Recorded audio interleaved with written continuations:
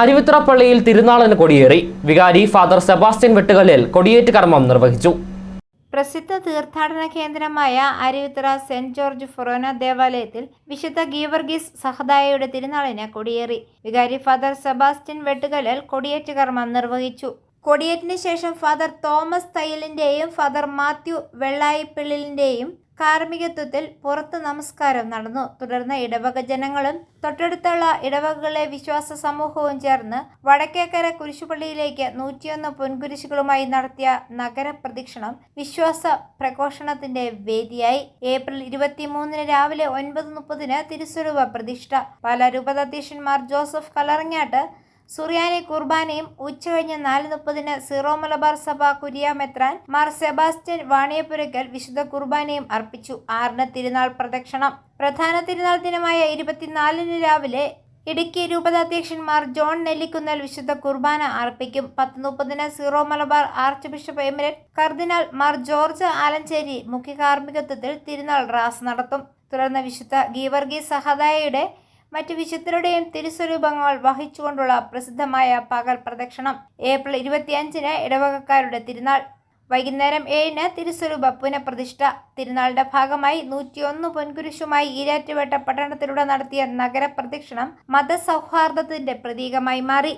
ഈരാറ്റുപേട്ടയിലെ മുസ്ലിം സഹോദരങ്ങളുടെ പൂർണ്ണ പിന്തുണയും ഇതിനോടൊപ്പം തന്നെ Erattupetta municipal chairman, vice chairman, MLA, MP തുടങ്ങിയ ജനപ്രതിനിധികളുടെ പങ്കാളിത്തവും സഹകരണവും കൊണ്ട് ശ്രദ്ധേയമായി നഗരപ്രദക്ഷിണം. 10,000-കണക്കിന് ഭക്തജനങ്ങൾ പ്രദക്ഷിണത്തിൽ പങ്കെടുത്തു. ദൈവിക വിശ്വാസം ഉറക്കെ പ്രഖ്യാപിക്കുന്നതിനും സ്നേഹത്തിന്റെയും സാഹോദര്യത്തിന്റെയും സന്ദേശം നൽകുന്നതിനും വേണ്ടിയാണ് നഗരപ്രദക്ഷിണം സംഘടിപ്പിക്കുന്നത്.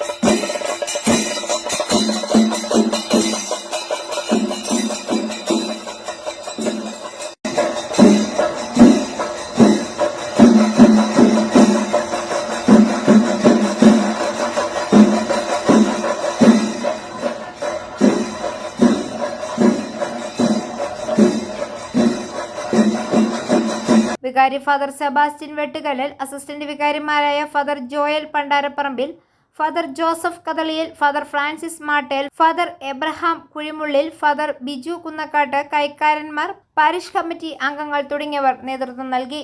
i4A news, Pala.